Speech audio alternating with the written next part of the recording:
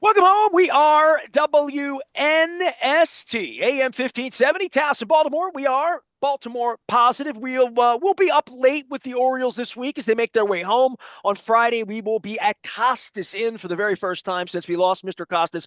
I will have the remaining Magic 8 balls. I think Roz is going to hook me up with some Back to the Future scratch offs. And we're going to be doing it all month. We're going to be at Beaumont next week. We're going to be up at Cooper's North 2 weeks from now, on the 23rd.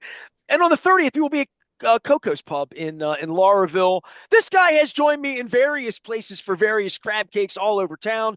He is the resident guy, still very much in on the Ovechkin hockey thing. So we're going to talk some hockey. We got opening day. We have March Madness. We have Ravens draft coming up in there. It's a great time of the year. I don't think it's any question that I did not vote for the current fascist administration and sort of dismantling government.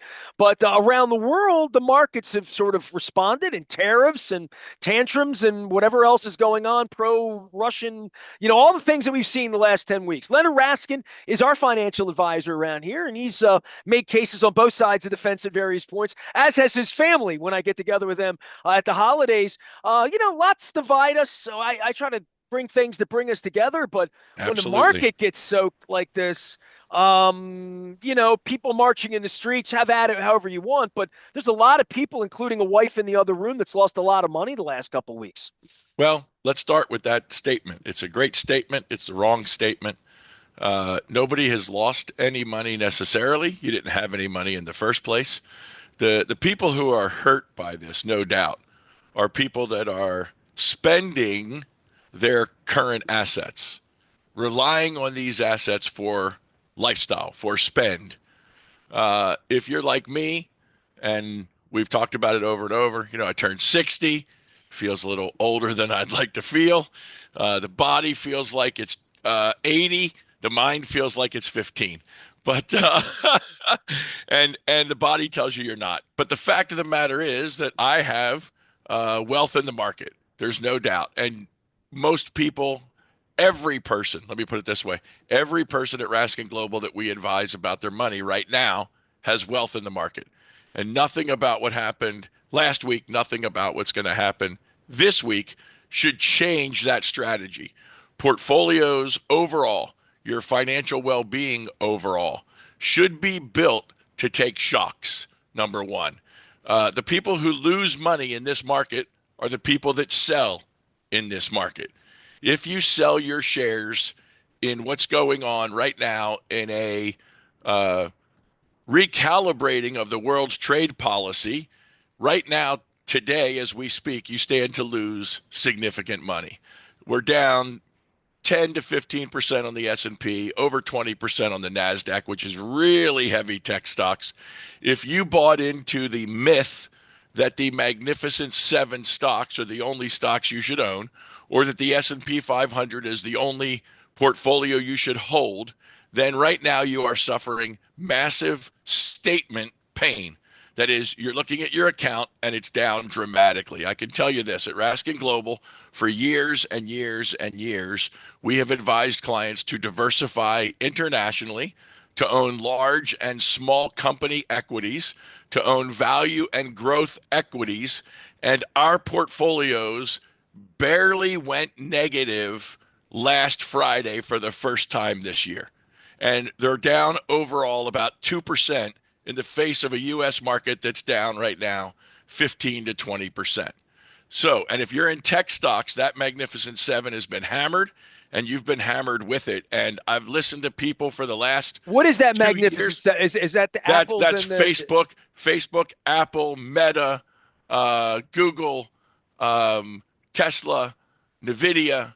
These seven companies at the top of the S&P 500 that drove it through the roof and sent the average flying. And we've told people for years now, and I've listened to people come to my office and say to me, my portfolio isn't doing as well as the S&P, Standard and Poor's 500, the barometer of large stocks in the market. And I've said to people over and over again, you're right, you're right, you're right.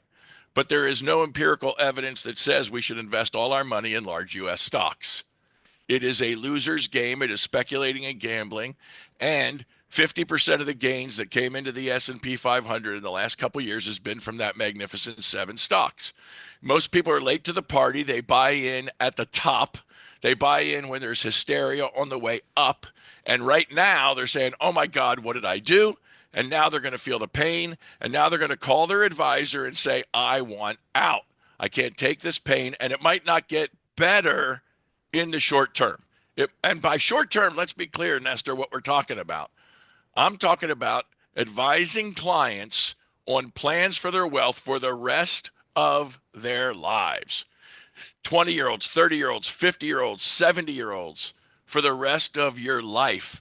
One of the problems in our country and in the economy is we are a quarter-to-quarter based look at things. Public companies have to report their earnings every quarter. The marketplace punishes you if your results don't come in at the level that they hope. A little bit of government change in the way the world is structured. The market is going wild and crazy. And you know who's losing right now? Losing are the people that are selling. Losing are the people that have borrowed money against their portfolios to grow greater portfolios and invested in risk without understanding what the potential downside is. The ones that are winning right now are the people buying into this market, rebalancing their portfolios from fixed income into equities at a time when equities are down. This is what buying low feels like. Last point on the market, or 2 points. Let's talk about this. Number one, the markets are only down to the place they were late 22, early 23. That's 2.5 years ago. And nobody was calling my office saying, let's get out of the market. It's all-time high 2.5 years ago. What they were saying is this going to go any higher? Could this go down? Should I sell because I've got profit? Or they said, I want to put more in because this thing's rolling. So we've gone straight up from there. We hit an all-time high, and now we've retraced back down to where we were 2.5 years ago. That is not a panic point. Number one, last thing. There is never a good time to panic with your portfolio. If you think you want to sell, talk to your advisor. If, God forbid, your advisor tells you it's time to sell, get a new advisor. Run for the hills away from that person. This is not the time to panic. It's not the time to make bad moves. It's not the time to jump off the bridge.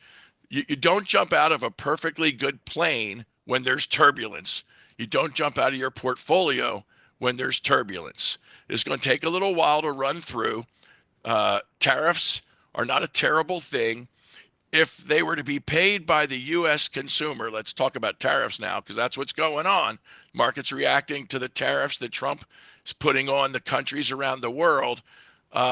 If tariffs were a bad thing, these other countries wouldn't be so upset with what's going on. They're not upset because the American consumer is going to pay more for goods. They're upset because it's going to wreck their companies selling into our market if people don't buy foreign goods. That's why they're upset. And the media is picking right up on it and telling people in this country to be scared. Why? Because fear sells ads on the television. You are not watching information. You're watching propaganda. It's coming out from every which angle, every which person. And suddenly, all the people that have been experts on the Israeli Gaza war are now experts on economics and tariffs. I don't know where these people get their degrees, but my hunch is they're not experts in anything. They're paid agitators, and it's nonsense to be out there telling people that the world is going to end. This is a massive market overreaction to a small change. For once, it's about time that somebody stands up for the U.S. and not for every country around the world. That's Economics 101. This is not the time to panic. It's not the time to get out of the market. And what you're going to see over the next few months, I think, is countries from around the world wanting to make better trade deals for America, with America. We've been screwed for a long time, and it's time for that to stop. Somebody has said it's time for it to stop. Somebody got elected on it's time for that to stop. And now somebody's trying to make that stop. And the people that don't like him are going to keep not liking him. And this is another reason for them to like him less. And the economics of it are on a trade basis, fair trade is a fabulous, wonderful thing. We want what you sell, you want what we sell. That is free trade, and that is a fabulous thing. And we haven't had that in this country for over 20 years. We have Well, been. we'll see if it works. We will. I mean, Oh, I we let you absolutely will. soliloquy about a lot of things I didn't Look. agree with what you just My said, point but is, there my is point is, this is not the time to panic and jump out. That's the message to the listeners: is don't let this be the thing that knocks you out of the market, because the smart money is buying. I can tell you that absolutely positively. Leonard Raskin is here. He handles money. He handles the American dream as well as the Russian dream of Alex Oh, Ovechkin, who, there's a weekend. There's a weekend. yeah, I went back through this because I So, was like looking at pictures of the Stanley Cup, and it's like yeah, hard for me. It's like 7 years ago. It's like, it's hard to imagine. Trotz did a whole term in the Time to win island. another one. And then, yeah, and they haven't been that kind of team. But as No, I look up since 2018, it's unbelievable how many goals he's scored it is. since then, right? It So is at that insane. point, The only year he didn't score 30 was the COVID season, where the season was compressed. It wasn't a full yeah, I season mean, he scored 300 and some odd goals since. since he hoisted the Stanley Cup, which is just, that's Well, mind-boggling when you consider how many he's people have ever scored 300 39. goals. Yeah. He's 39. He scored 42 this year when In Gretzky 61 retired. games. He was hurt In, for a quarter of the right. season. He was out for 6 weeks. When Gretzky retired, the reason that Gretzky holds the 890 held the 894 record was because that's where his career finished. He only scored a dozen goals in his last season, and not many the season before. He scored a ton earlier on in his career, and God bless, he's the greatest player ever skate. I mean, he's the greatest goal scorer, assist man ever to skate. But Ovechkin is the greatest pure goal scorer ever in a time when the game is totally different. And who knows how many he's going to end up with. He could end this season easily with another 5 goals at 900. The most 40-goal seasons, the most 30-goal seasons, the most power play goals, obviously the most even strength goals, the most game-winning goals. And yesterday, Sunday, he became Ilya Sorokin, the goalie for the Islanders. I think became the 182nd or third goalie that he scored against, the most goalies scored against in a career. Ness, I was there Friday night. I went to the game Friday night down at Capital One. It was unbelievable. I haven't seen that place on fire. It wasn't on fire that hot in the Stanley Cup run. It wasn't. This place, from the before the puck dropped through the end of the game, was lit up. And when Ovechkin scored 3 change minutes in, place went nuts. Everybody thought he scored a second goal on the power play when the Blackhawks defenseman inadvertently put the goal puck in his own net right next to Ovechkin's stick, that if the defenseman hadn't touched it, Ovi would have gotten it. And then the second goal, late third period, that place that you could, I'm surprised roof didn't blow off that building. It was insane.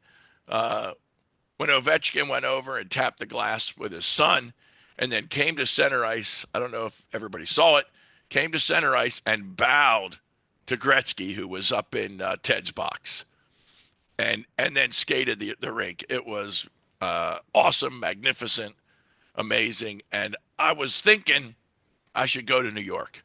And then I was thinking they're going to sit him. And then I was thinking he's not going to play a lot. And he didn't. If you watch the game Sunday, he only played for like 3 minutes in the first period. And he didn't really go all out. And then the second period, he didn't play a lot either until, well, the Islanders took a power play. I took a penalty. And they couldn't keep him off the power play. And Tom Wilson laid a perfect pass on his stick. And he ripped number 895, and then he did swan dive on the ice like he did into the fountain in DC after they won the And I Stanley went Cup. to SeatGeek and watched the tickets go from $600 to like 20, like Oh, instantly. you mean for Thursday night? Yeah. Yeah, the game coming up Thursday night I against was watching the Carolina. ticket prices, and Oh up man, in the well, island, it he was didn't score. $700. Yeah. Yeah, Islanders went all the way up to 8,900 bucks. The tickets for Thursday night coming at Capital One against Carolina, because everybody thought he was going to break the record at home, were up to $6,000. There were And $9,000 seats at Center Ice. There were there you go. $4,000 seats in the And corners. It now, was like, and now wow. there's going to be a massive sell-off. Although some people will want to go to cheer him and to see how the reaction at home, but nobody. Well, let's not say nobody. There are idiots out there. Who the heck's going to pay $6,000 to just go watch a game now? But by the way, so I'm up on SeatGeek over the weekend when he tied it on Friday to Yeah. see like the Islanders, and I was just checking out Yes. Islanders tickets. Like the cheapest seat was like Yep. $696, Yep. and then 2 nights later they played the Predators, $4. Right. Right. Leonard Well, they're Raskin is out of here. it. They're out of it, and they're definitely out of it, and away they go. Leonard Oh man. Raskin is here. He is Raskin Global. We are going through economics as well as Russian ice history and Canadian ice history and American ice history. Anything you got on the baseball thing? We've been covering the markets and covered all this. Hey, They've I'll not say gotten off to a good start. You know. I'll say the same thing about the Orioles that I said about the market. Don't panic. It's never a good time to panic. Do we need some pitching? Yes. Yes, we need some pitching. Do we need Cedric Mullins in center field? Yes, we need somebody who can catch the ball in center field. They've been kicking it around a little bit. Gunnar Henderson's back, right? Yeah. Jackson Holliday's off to a wicked start. Rutschman's doing all right. It's Cowser, right? Cowser's hurt, and He chose Suarez is hurt, to right? dive, chose to dive into first base and break his thumb or whatever he did instead of running through first base. I like listening to Ben McDonald on the broadcast. Ben said a very interesting thing when this happened. I loved the quote.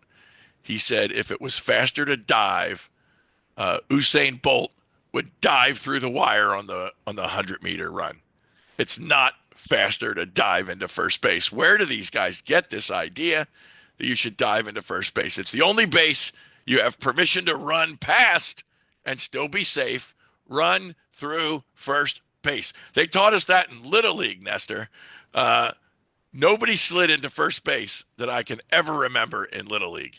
And sure enough, there was a Pete Rose thing when we were kids, a little bit of, yeah, but it was always squib wrong. notes and him diving into second base and Riverfront second Stadium. base. Yeah, right. but you and can't third base, pass too. second base. You can't pass third And base. when Pete went home, he threw his shoulder at Ray Fosse. So even he did the forearm shiver. But not first base. So I was out You with run through first base. I was out with Brian Kowitz that 2 weeks ago, our resident Major League Baseball player.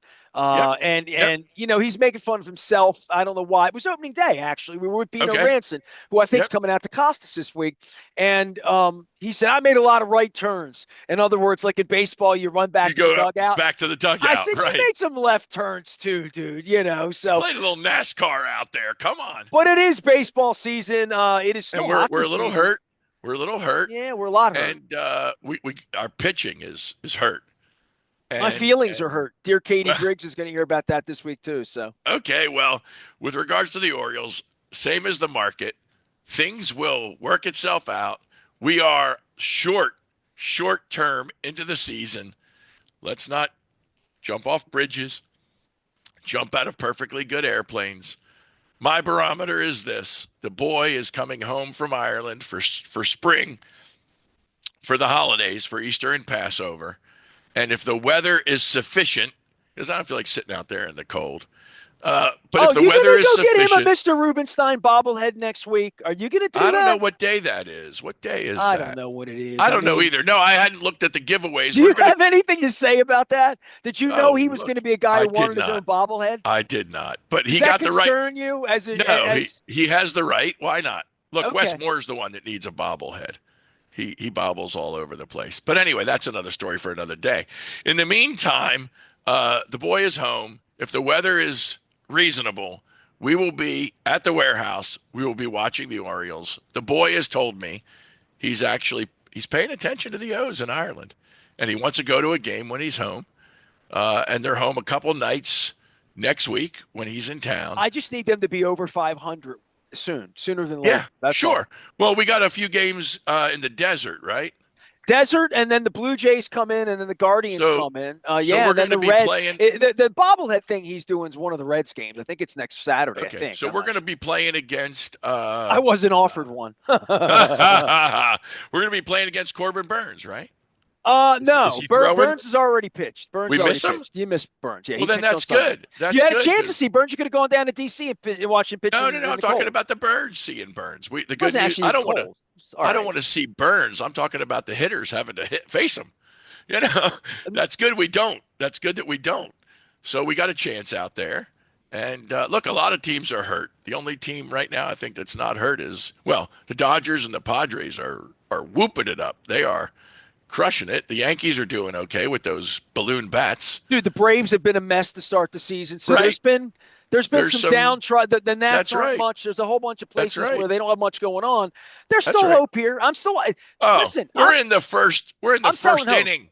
We're in the first inning. Come on. But I am concerned about the pitching. I'll just say that. I'm I'm also concerned about the concerned about the pitching as market. well. I'm concerned about the leadership of this country. I'm concerned about all sorts of things. But I'm not concerned about Alex Ovechkin anymore Nope. because he got his record. They're on their A record thing, that and was absolutely untouchable. Look, how fortunate are we, Ness? Let's face it.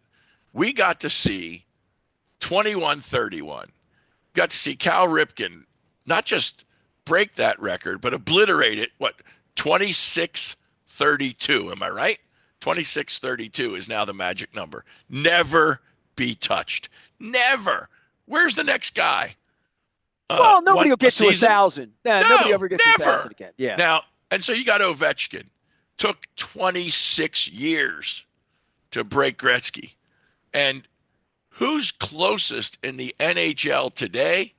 Guys that are 35, that are 300 goals behind, that are never scoring at a pace that he's scoring at.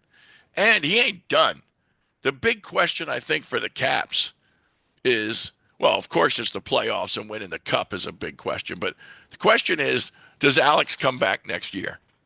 If he comes back next year, he could end with 950.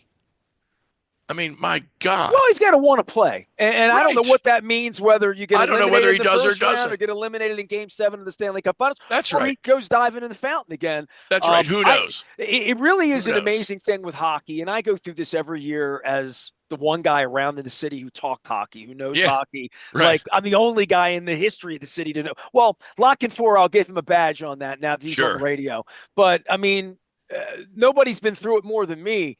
It's unbelievable to think that if they were to win a Stanley Cup, that Yep. this guy would do this for another 10 weeks. Yep. Right? Like him and all the rest of them, what it Well, they're takes to win playing. a Stanley They're Cup playing. Oh, it's and the grueling. It's fortitude grueling. from here forward. Forget where you were. It's one grueling. thing. Baseball's a sprint and it happens real quick, and there's Yep. three and outs. And football, even over the balance of the season, happens quick on 3 weekends. The hockey thing does not come easy. It's a whole different. It's a whole different joint you got going on here. Yeah, you gotta. And Logan Thompson is out right now. Their number one goalie. He was raging hot. He's out. But this is it. This is the. Well, it felt like chasing the record was the thing everybody was focused on. Now that goes But away. at the same time, you got to go play yes, hockey. they were. But at the same time, but being focused on it, they're winning. Dude, it's been 7 years. None of these other guys have won the Stanley Cup, right? Wilson, that's about it, right? Carlson, that's it, right? Wilson. Yeah, I mean, the Couple rest guys of these on other guys teams. yeah, I mean, so they Well, how listen. about It's like Lamar here, right? where You gotta win. Lamar's Gotta get pissed over. off that he's lost these games. RonnieStanley's been at it longer. Marlon Yep. Humphrey's been Yep. at. They were back with Flacco, right? I mean, Absolutely. Tucker, if he survives this, and that's a whole other, Right. that's Right. door number 3 for Bisciotti and Harbaugh and all those guys. But Absolutely. yeah, it does feel like it's been a while for the Caps, and it feels fresh again. To your point, that everybody's on They're their playing feet. great. They brought in some great talent around Ovi. That's what he wanted. He said, "I'll stay. I'm going to play, but you can't rebuild. We got to try to win," and they did. kudos to the GM, kudos to Ted for signing these guys, and they brought in players that are hungry and that want to play and that are winners, and they're winning. A lot of the young guys came up through Hershey that were winners in Hershey. How about Ryan Leonard? How about the week that kid had? He was playing in college, BU or BC, I can't think of which one, was eliminated from the NCAA hockey tournament, signed his deal with the Caps. He was drafted a few years ago. Signed his entry deal with the Caps, 900 grand. Come play for the Caps. Comes in his first game, and third game he plays. No, second game. Sorry, second game. He's sitting in the penalty box next to Ovi. Third game he plays, he scores his first goal Friday night. Ovi scores 2 to tie Gretzky's record. And who congratulates the kid on his first ever NHL goal in the locker room? Wayne Gretzky and Gary Bettman. I mean, my goodness. And this Friday coming, high likelihood, for those that don't know, he is the front runner to win the Hobie Baker Award, which is the Heisman Trophy for hockey in college. So this kid's got quite the couple weeks on his ledger. Well, he's going to need some energy because they got playoff run in them. Leonard, I got to Absolutely. run. Man, I will see you at the ballpark. Get the boy back here for the No holidays doubt. this weekend. We got Masters going on this weekend. Yes. I hope we get some springtime weather, with all this. Get all the I don't cold know, weather man. out while Feels the Orioles winter. are on the West Coast. Feels winter. Luke and I are up late watching all things Arizona Diamondbacks. Luke's also monitoring the Liars Luncheon next week on Tax Day as well. We will be at Costas on Friday doing the Maryland Crab Cake Tour as well. Big week ahead. A lot of Oriole baseball ahead, and we're still doing it around here. I'm Nestor. We are WNST, AM 1570, Towson, Baltimore, and we never stop talking Baltimore positive.